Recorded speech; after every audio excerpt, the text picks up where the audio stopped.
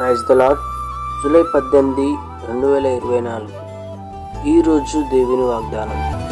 దేనిని గూర్చియు చింతపడకుడి గాని ప్రతి విషయములోనూ ప్రార్థన విజ్ఞాపనముల చేత కృతజ్ఞతాపూర్వకముగా మీ విన్నపములు దేవునికి తెలియజేయుడి.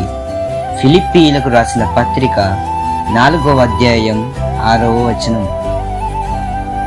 Be careful for nothing, but in everything by prayer and supplication with thanksgiving let your requests be made known unto God.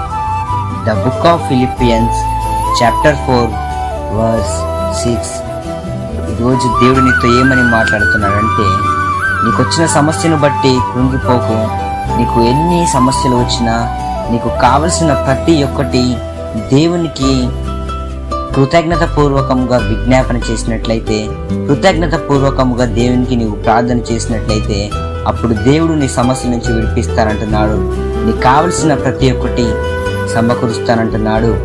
Amen.